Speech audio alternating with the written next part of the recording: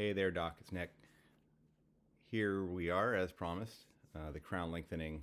We'll call this just an orientation. I think a pretty deep orientation, but I wouldn't expect that watching this alone will be sufficient enough for you to start doing crown lengthenings. So let's plan on talking after you've watched this in detail, taken some notes, slept on it. Maybe have a list of questions, and then we can go from there. But essentially what I did, I had two different PowerPoint presentations that I merged together and then updated to put this content together. With the goal being to really kind of highlight the points that I found challenging to understand as I would take lectures on crown lengthenings, read textbooks. I have, at this point, probably 7 different perio texts. And I'm always kind of amazed at how illustrative or non-illustrative the pictures are. And my goal here, from my bird's eye perspective, was to put in the best photos. And what's nice about the internet now is I'm able to look at hundreds of photos. I have a picture in my mind's eye what I want, and then I just try to go find it. And that's a lot of what this lecture is what I consider the highest ROI slides that will help us in our understanding of what we're trying to do, but also the concepts we're trying to, I won't say the concepts, but the foundational principles that we're trying to adhere to.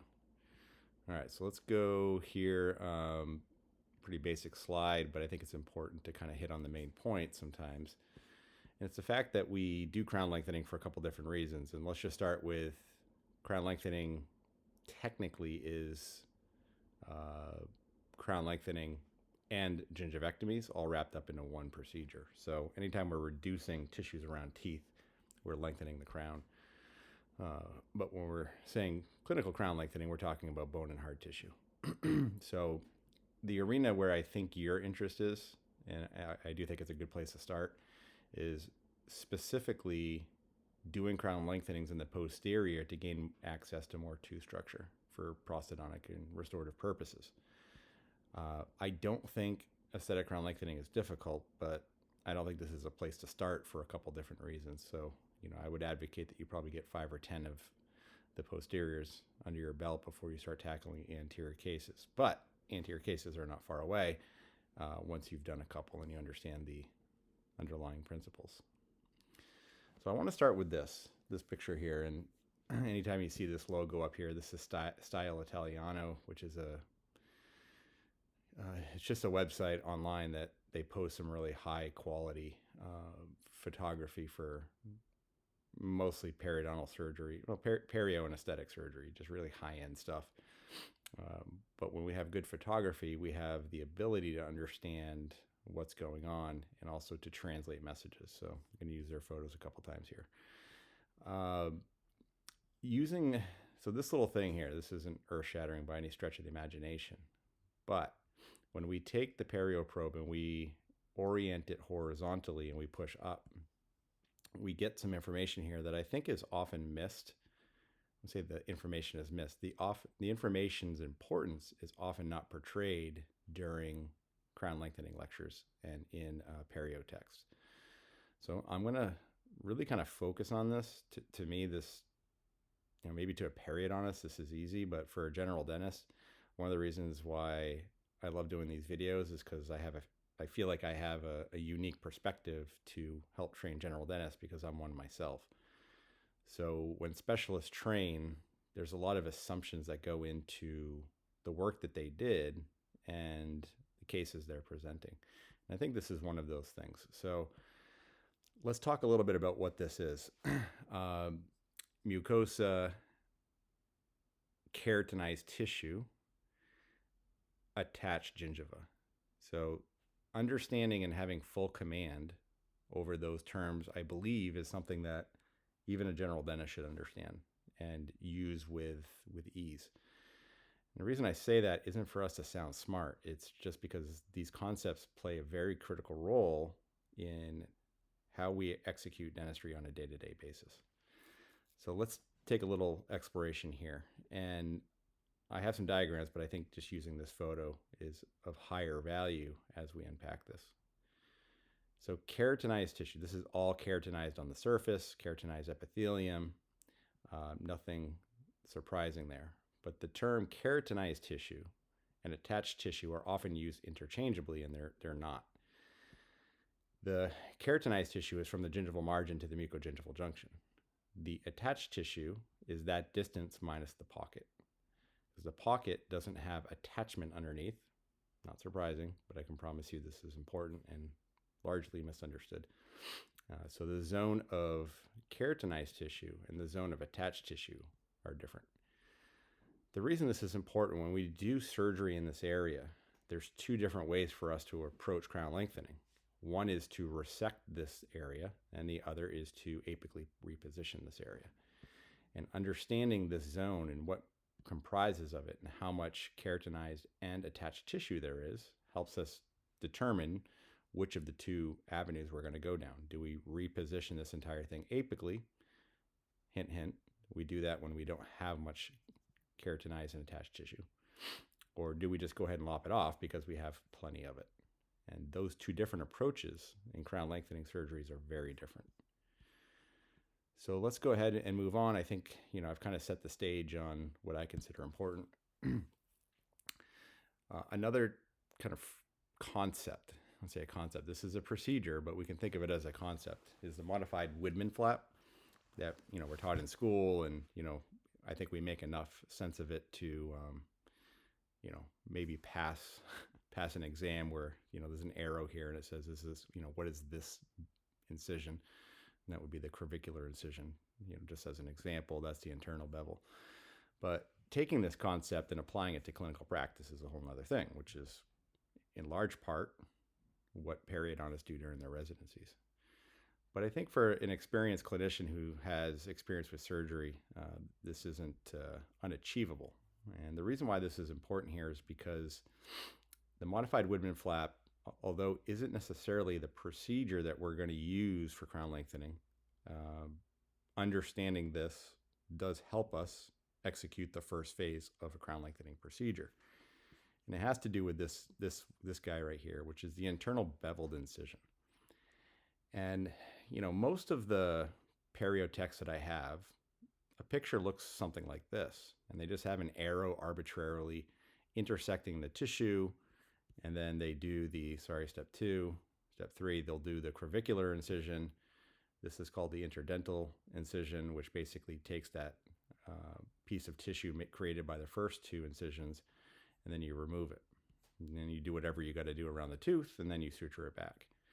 So the modified Widman flap is more specific for kind of gingival curettage, flapping curettage, osseous recontouring.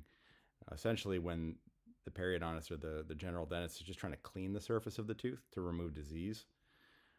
But this first guy here is used in crown lengthening procedures, really all crown lengthening procedures. So that's why I put this up here, is just to introduce this concept of this incision, the internal beveled incision. And where we see it the most is the modified Widman.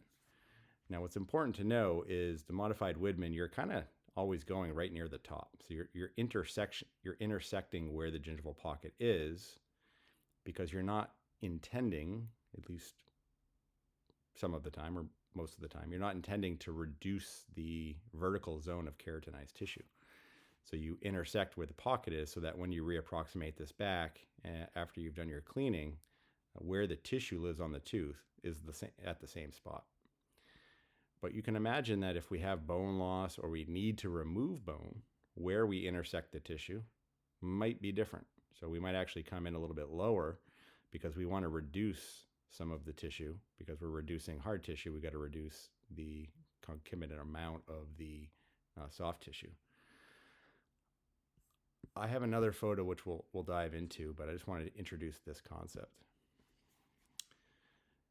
Let's take a closer look at really what the modified Widman flap is, in great part because I think this photo here does a good job of delineating where that mucogingival junction is down here. So the first one is the internal or the reverse bevel incision. The second is the crevicular, where you go in and you're actually, incising the long junctional epithelium and the connective tissue. And then you're coming in and you're cutting this. And it's called the interdental, in great part because the lion's share of this work is being done interproximally. But if there's any sort of attachment to the periosteum on the underlying bone of the crest, then you incise that too. Moving on. This slide here is going to require you pausing and looking at. I say that only because I've looked at this many times, and the more I look at it, the more I understand this stuff. So I would encourage you to do that, but I will continue moving forward, and I'll explain, why this is of importance. So, I just put the text here, determining location of incisions, and these are incisions for a variety of different procedures. So the modified Widman flap, the apically repositioned flap or apically positioned flap, and the undisplaced flap. And we're going to look at what all of those are in a moment, because two of those are really critical for crown lengthening. But where we intersect with this internal beveled incision, where we intersect this tissue on this hierarchy, would be the first point of confusion if you read a text and then try to do this the next morning with your patient. You'd be like, I saw the picture, but I didn't really think of how far I should go down. This slide here is your safety net. So the goal here is to understand what you're trying to do, which of the tools you're using, and why you're doing that. And again, much of it depends on where this mucogingival junction is. I'm going to reiterate, this is one of the best photos to understand in this whole arena. When I found it, I was like, goodness gracious, every perio tech should have this. So let me see if I can walk through this with you. Bottom of the pocket, BP, where the incision is, and where the mucogingival junction is. So those three things as they relate to the surgery that you're about to do. This particular one, and I think what I'm going to do is actually label these and say, this is what you would do if you were doing X. So you can imagine here that because this incision intersects rather apically to where the existing gingival margin is, that this is a resective technique. So we know this is not the modified Widman technique. This would be what's called the undisplaced flap technique.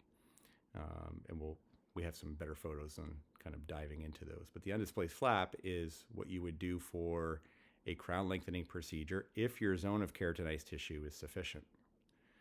So I would say 3 millimeters or more is where you're going to use a delineation of, okay, I'm actually going to go and resect this away because I have to. I don't want to leave 10 millimeters of long junctional epithelium around a tooth. I say 10 millimeters as a extreme example. But the point is that what's left over after the incision is actually what you're thinking about in your mind's eye.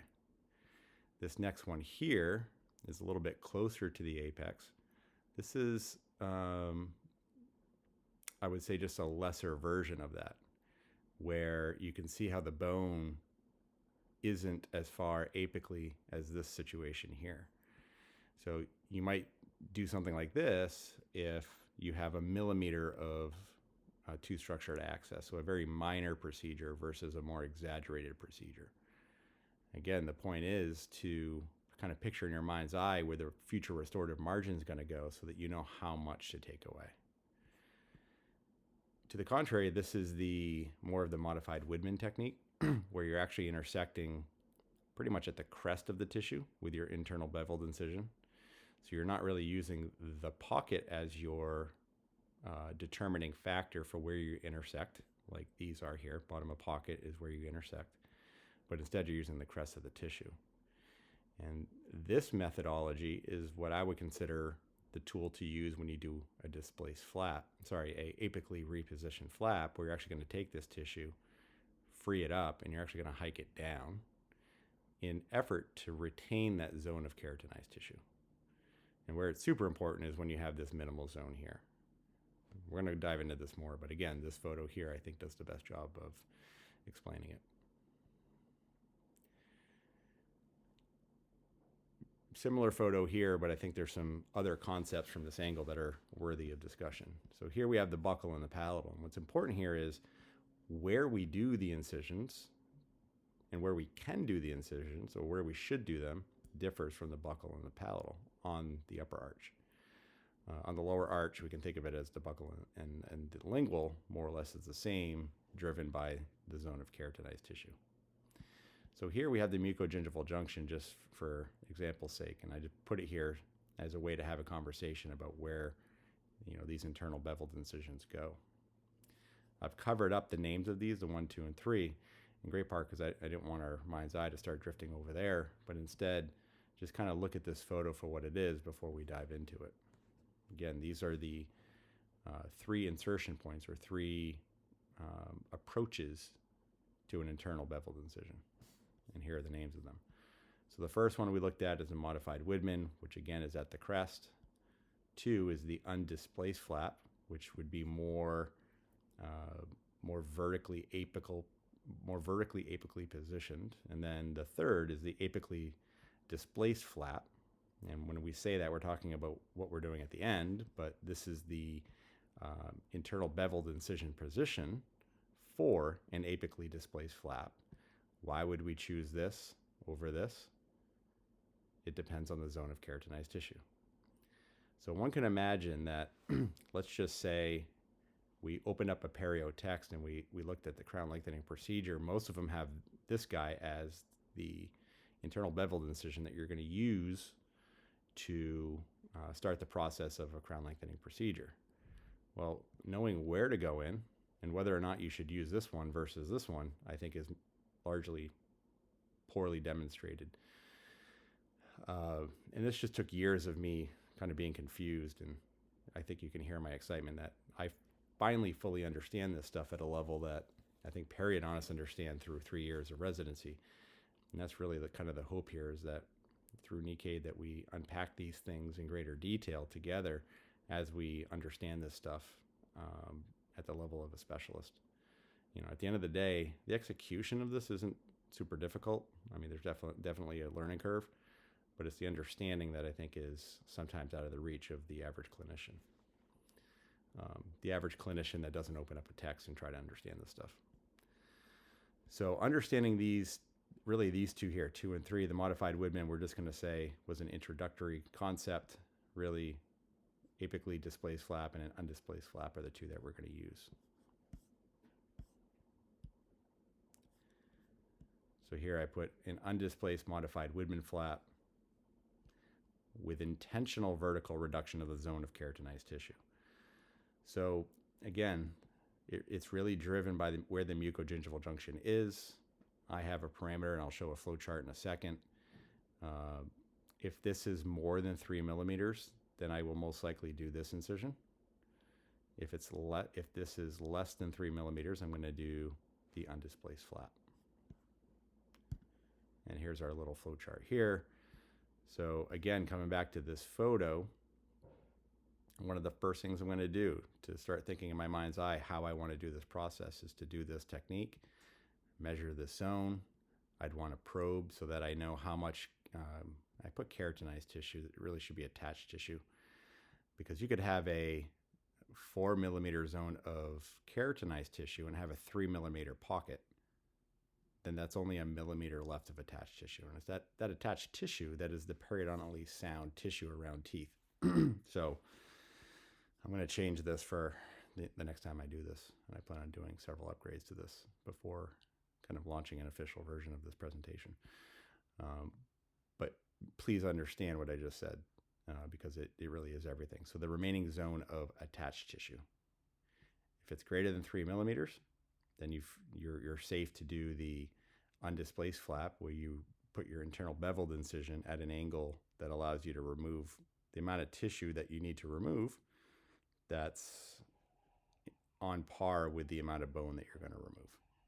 And I say that there's caveats to that, but at least for this point of the conversation, that would be a true statement. As opposed to having that minimized zone of not keratinized tissue, but attached tissue, less than 3 millimeters, we're going to do the apically repositioned flap. And that's what this is here. You do the internal beveled incision just like you would for the modified Widman at the crest of the tissue. Peel that back, reposition the flap down apically. What you can't see here, 2 releasing incisions, and we'll see that in a case shortly.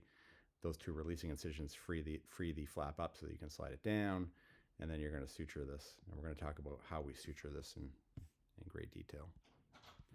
So the next thing we have here is just this slide here, which drives a concept, which is what we see as the tooth might be the obvious and visible thing, but it's the periodontal complex that sits underneath that I think we have a hard time understanding as restorative dentists. And understanding this in great detail so that we don't get bit by the shark or the eel is a concept I think is worthy of understanding. This slide here was from the biologic width slide, and I just wanted to kind of tie this in real quick. When you see this photo here, it's important to know what do you need to know to determine whether this is a crown lengthening or a gingivectomy. And we have a separate conversation on that. But if you don't have full command over answering that with ease, then I would invite you to the biologic width video on the channel so that you can understand that, because it dovetails very nicely with posterior crown lengthenings. But here's the slide here. There's nothing earth-shattering. Our goal is to increase this ferrule. You know, whether you're trying to get 1.5 or 2 or 3 is really up to what you were trained on. I'm not going to dive into that here, but let's just say 2 millimeters is kind of the average distance. And then you have your margin to the bone, 2.5. You know, I don't like absolute numbers, in great part because the distance is greatly dependent upon the patient's specific biotype. Sorry, kids are coming in the room. Well, we can dive more into that later, but essentially that number there is what we consider an average for the average person, but we should know how to determine exactly what the patient who's not on the average part of the bell curve, what they need. So coming over here, there's this this nice photo. The biologic width at 2.04 millimeters was the number that was derived during the, I believe it was like 1961 when Gargiulo, Wentz, and Orban did their classic biologic width study. That's an average on a bell curve that differs from ethnicity to ethnicity. Knowing how to determine the patient's specific or custom biologic width is a very important part of this. And we're going to go into this a little bit. And I don't mean to divert too quickly, but I think it's an important part of understanding this stuff. How much you use it in everyday clinical crown lengthening. I use it, but I don't think it's absolutely necessary. But the understanding of what this is very necessary. So sulcus at 0.69, you know, we all know that there are a few patients that have sulci that are less than 1 millimeter. This is in ideal health. You know, you really have to understand that for a lot of patients, there's an increase in the zone of the sulcus, which is probably degradation or release of the epithelial junction, which makes this number less. Again, knowing how to calculate the biologic width, which is this plus this, is an important part of this process.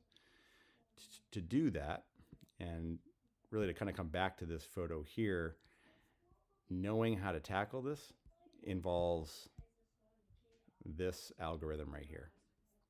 So step one would be, hey babe, can you bring them down the hall a little bit? The kids just woke up, sorry. The first step is to measure a healthy pocket. Then we anesthetize the patient so that we can bone sound. And if you've never bone sounded, I would recommend start doing that on extracted teeth so that you can develop the feel and the angle of the probe to determine what the patient's biologic width is. Let me just take a step aside. One of the best things you can do is practice cool stuff like this on extracted teeth or patients who are about to get an extracted tooth. Huge fan of using situations to our advantage, even though we don't necessarily need to do them.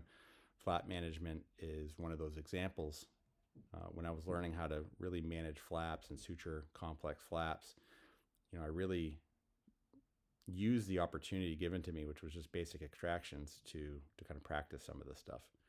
so that when it came game time for complex things like crown lengthening, I wasn't worried about flap management and suturing because that was second nature, and I was able to focus on these foundational principles. So coming back here, the formula is 3 minus 1. So if we bone sound and then we subtract out the healthy pocket, what we are left with is the biologic width for that patient, and it differs from person to person. You'll notice that thin biotypes and thicker biotypes kind of differ in their zone of biologic width. Then you add 0.5 millimeters to number 4, and this is how far away from the bone you can place a restoration. So this is more, where can I place my crown on a tooth? But if we flip this on its head, this is also a formula that helps us understand how far away do I need to pull the bone from a already predetermined margin of a crown based on the fact that we have decay or an aesthetic determinant that's trying to drive where we place that. So understanding this in great detail, I think, is very important. Again, here's a photo here. I can't say it enough. A lot of people think biologic width includes the sulcus. It's not. It's the tissue that's attached, the hemidesmosomes here, and then the connective tissue attachment here that comprises that. 2.04 again is an average. This is another slide. It's the same slide. It just has this extra box here. If you ever wonder if you can do a gingivectomy without having rebound, and I remember being very confused in my residency about this topic, and I think what I took away from it was gingivectomies have a high risk of rebound. The following statement is true. Rebound on a gingivectomy, when we don't understand the periodontal complex, has a high risk of rebound. The next comment is true. If we understand the gingival complex, we can have a high degree of confidence we'll have no rebound if we employ this algorithm. So number 3, which is the bone sounding measurement, so that's the total biologic width plus the gingival pocket, minus number 5, which is this part of the algorithm here. The difference between those two gives you the answer of how much tissue you can remove before you get rebound. All right, so I'm done that part of it. We're going to kind of come back to the crown lengthening procedure. And again, thank you to Style Italiano for posting a lot of their slides online. And I'm going to use this case here that they had posted. Their website is styleitaliano.org. And this is just a really good representative example of the process of a crown lengthening. And I'm going to kind of share with you what they did. Again, I think these are high-level periodontists, and when they put their photos up, I don't think they're necessarily thinking what's in the mind of a general dentist as they're looking through this. So I'm in essence trying to act as a translator. So here we have a situation where we know that a crown at this level here would be insufficient from a biomechanical perspective long term, because you're going to have likely percolation in that area. So we need to grab onto 2 more millimeters of tooth. In order to do that, we need to reduce the bone here. Nothing surprising there. They placed this nice photo here. What's nice is you can see that this is a 1 millimeter pocket, which means there's only a millimeter of what? Attached tissue. 2 millimeters of keratinized tissue. So there's not a whole lot of room for the body to get diseased until it starts to access this zone of mucosa, which is a much less periodontally stable tissue. So a free gingival graft might be in order here. And I don't really want to get into, what's the zone of tissue here. The numbers I'm going to use, I would say, are just very conservative averages based upon my conversations with periodontists over the years. But the exact numbers will differ from person to person, provider to provider. But you can see here that this 1 millimeter here and then the interproximal tissue differs. It's good to know that the tissue that's interproximal, because of the call, the COL, is different. And understanding there are 2 different measurements there is very important. So I just put 1.75 here. Again, the point is that this is not a whole lot of tissue. I put 1.75 here because that number is going to determine which of the two procedures we're going to choose. Coming back to this slide here, we're going to do the conventional approach, where our internal beveled incision is essentially more of a reductive angle, meaning what we remove away has a vertical component to it, versus the apically repositioned flap. And I thought I had a little slide here, so I'll add that for the next rendition of this. But suffice it to say, that 3 millimeter number is what I'm using to determine where this incision goes. Well, what they decided to do, because it was a zone of keratinized tissue that was less than 2 millimeters, was to do an apically repositioned flap. So what they did here is they did an intrasulcular incision. What they didn't do was an internal beveled incision here, because they didn't want to resect any away. And to be honest, I think that most cases in the posterior, this is what you're going to do. They then, because it's an apically repositioned flap, did vertical releasing incisions, making sure that the vertical releasing incision is well past the mucogingival junction. If you don't release past this, what's underneath it is attached. You're not going to free up the flap to then apically reposition it. They also brought it down here and created that.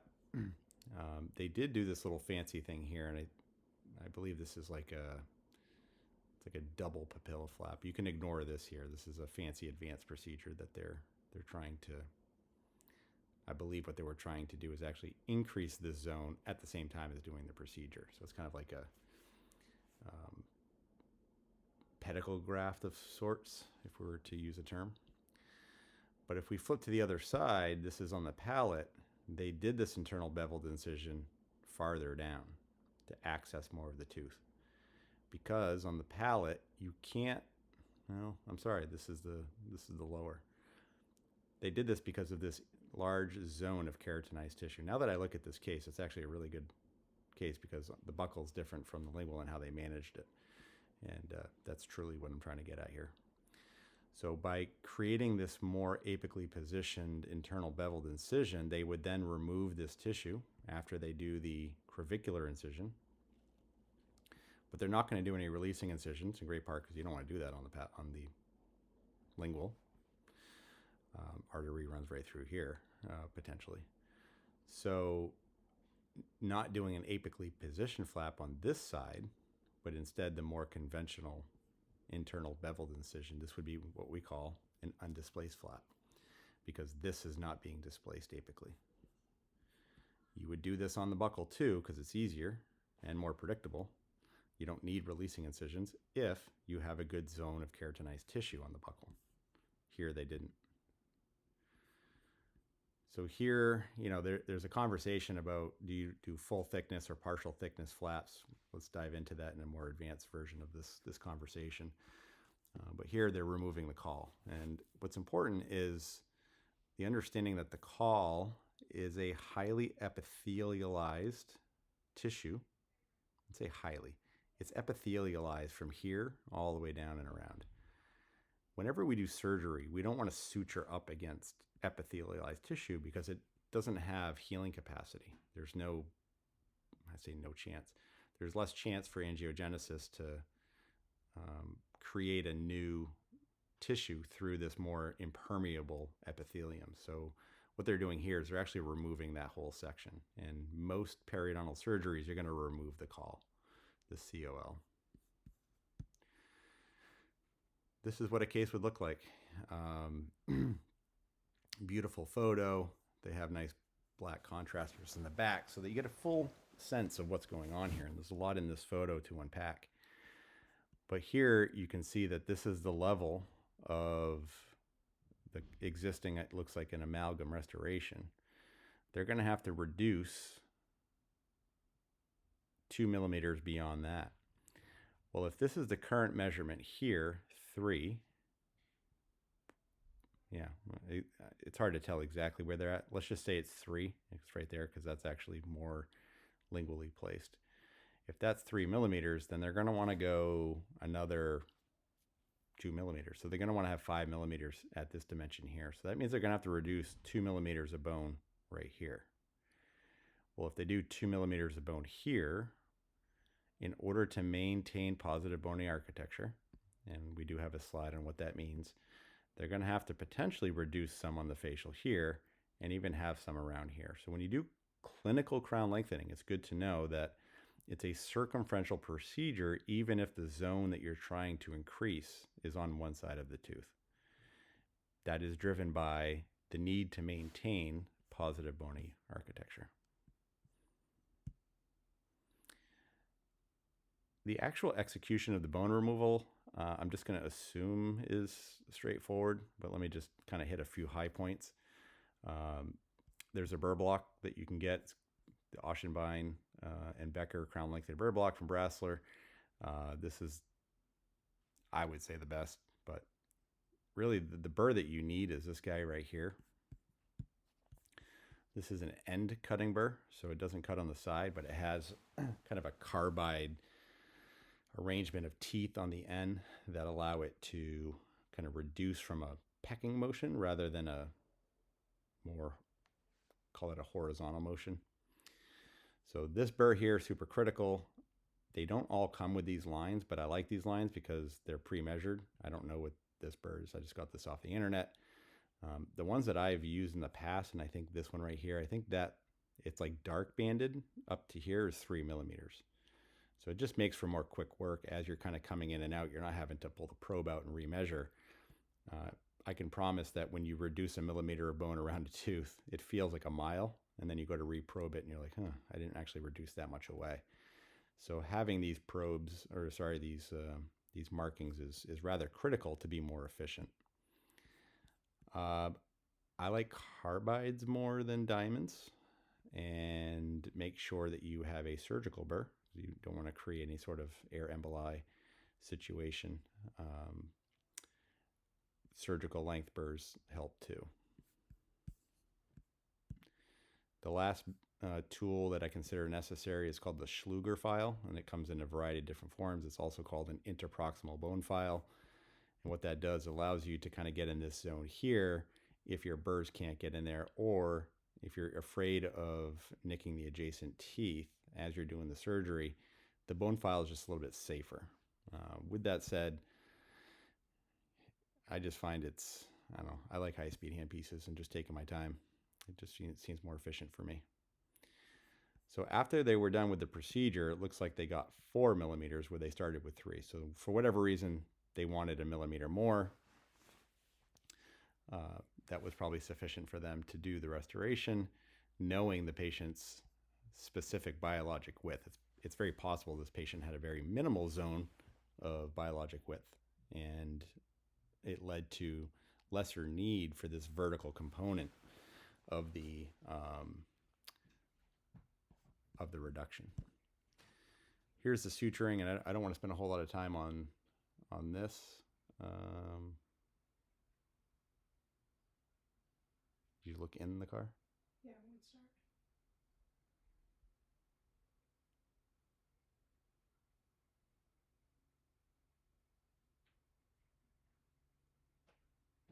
You check my desk? Yep. Downstairs? Yep. Yeah, so this photo here is really not that good. I just wanted to show you what they had posted, and you can see this nice zone of tooth structure here. And here's the final photo. Before and after. So you can see before the radiograph and then after. Really nice example of a crown lengthening and the healthy tissue. And what's nice here is you can see how they increase the zone of tissue? That's what I was saying. They did some sort of double pedicle flap. Again, rather advanced procedure, but I think the point here is they did not reduce, by doing a internal beveled incision here, they increased the zone of keratinized tissue. And here's another example of an apically repositioned flap, but this was more for periodontal therapy, where they were trying to get rid of this osseous defect here. So you can see they did the they did the full thickness flap, came in and recontoured this to give us some positive bony architecture. One might call that flat, but I would assume this person knew what they were doing. And then they did some vertical horizontal. Actually, this might be a continuous sling suture. So the vertical mattress and the continuous sling sutures are the two sutures that are used for repositioning apically displaced flaps. Obviously some nice healing. Why did I put this here? Because I think this is just a good example of what positive bony architecture is. That's negative, vertical defect is negative bony architecture. Positive or flat. Here's a picture here.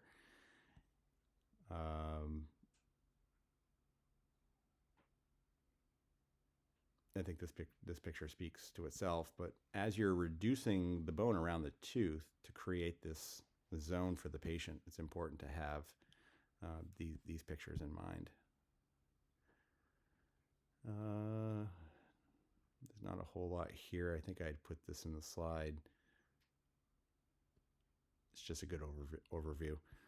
Again, vertical releasing incisions only if we're doing an apically repositioned flap, because this frees it up so we can pull it down.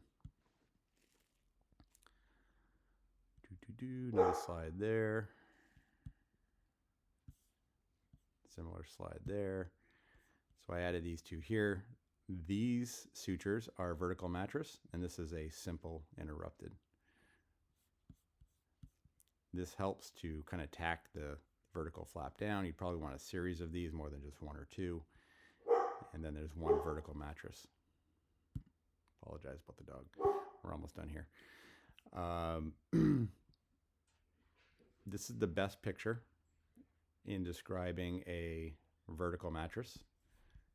You come out from the buckle, outside in, inside out of the same flap. You come up, around, outside in, back over, and then you tie right here. And the reason why that's important is because it apically repositions the interproximal aspects of the flap down to the bone versus pulling it together, which tends to cause it to rise up around the tooth. This is a very important flap around implant abutments, when we have a lot of tissue that's likely to kind of pull up around around the healing cap. But this is what it looks like in the end, outside in. And that's pretty much it here. So I'm going to end right there, and please let me know if you have any questions. I will unpack this more in greater detail, but I think this is a great start.